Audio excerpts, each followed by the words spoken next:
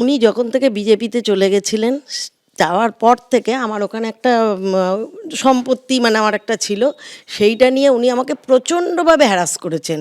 বিজেপিতে কি?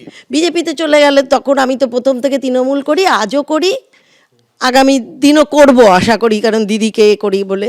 কিন্তু আমাকে উনি, তার প্রবীণবাবু, উনি আমার ব্যক্তিগত আক্রমণ করে, যেহেতু আগের কাউন্সিলরের সাথে আমি একটু থেকেছিলাম, এটা আমার একটা অপরাধ ছিল, যেহেতু দেবাশিস দে, উনি যেহেতু আমাদের এখানকার 23 নম্বরের কাউন্সিলর ছিলেন, আমি ওনারকে একটু সহযোগিতা করেছিলাম।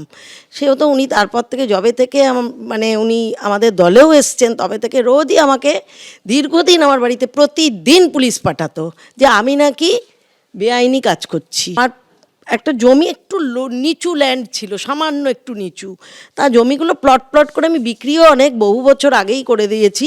আমার হাফ কাটা জমি পড়েছিল, সেটা অন্য পুকুরের জল আমার ভেতরে ঢুকে আসছিল বলে আমি ওটাকে বাঁধটাকে আটকাতে গেছিলাম।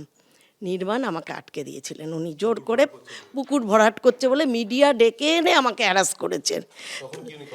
তখন উনি কাউন্সিলর, এইবারের এখানের কাউন্সিলর, তখন 23-এর দল করেন। আমি দলের প্রত্যেকের কাছে গেছি, আমরা পার্টির ওপরেই আশা করে থাকবো।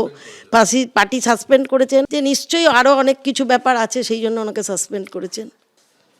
তুলসী অধিকারী সম্বন্ধে আমাদের যথেষ্ট শ্রদ্ধা আছে, রেসপেক্ট আছে। তার বাড়ির সম্বন্ধেও আমাদের যথেষ্ট রেসপেক্ট আছে। তার বাড়ির পুরো পরিবারটা আমাদের আউট অ্যান্ড আউট আমাদের তৃণমূল কংগ্রেস। আমি তৃণমূল কংগ্রেসের একজন কর্মী, তৃণমূল কংগ্রেসের আউট অ্যান্ড আউট তারা সমর্থক।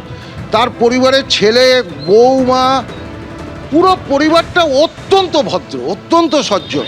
কিন্তু আপনাকে দ্ব্যর্থহীন ভাষায় বলতে পারি, কালকের যে ঘটনাটাতে বলা হচ্ছে রবীন্দ্রনাথ ভট্টাচার্য যে লাথি মেরেছে তার ফলে তার মৃত্যু হয়েছে, এই কথাটা কিন্তু সেই সময় হয়তো যদি তার ছেলে বলেও থাকে, তাহলে তার বাবা মৃত্যুর কারণে তার হয়তো সেই সময় মাথা আপনি কি ছিলেন ঘটনাস্থলে? সেই সময়টাই ছিলাম না আমি। তাহলে ওরা তো বলছেন যে লাথি মেরেছে, কিন্তু আপনি পরবর্তীকালে আবার তাদেরকে ইন্টারোগেশন করুন বা জিজ্ঞেস করুন সেই সময়। আপনি বলছিলেন যে দলকে ভুল বোঝানো, যে কি দলকে যে বার্তাটা দেয়া হয়েছে যে রবীন্দ্রনাথ ভট্টাচার্য লাথি মেরেছে তুলসীবাবুকে বা আমাদের তুলসীদাকে, এই কথাটা সর্বৈব মিথ্যা। আপনি এখানে যারা ছিল 100 জনের মধ্যে 100 জনই তাই বলবে।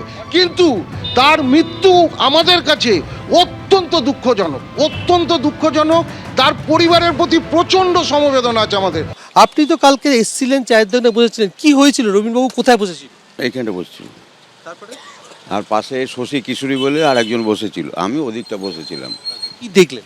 দেখলাম হঠাৎ ওই যে মারা গেছেন আর কি, সে আর তার ছেলে এসে ওর সঙ্গে ধাক্কাধাক্কি করছিল, তার সাথে ওই রবীন ভট্টাচার্যের সঙ্গে। কারা ধাক্কা মারছে? তারা? হ্যাঁ, তারা ধাক্কাধাক্কি করছিল। তারপর রবীন বোধহয় ধাক্কা ফাক্কা দিয়েছে, দেওয়ার পরে ওখানে চলে যায়।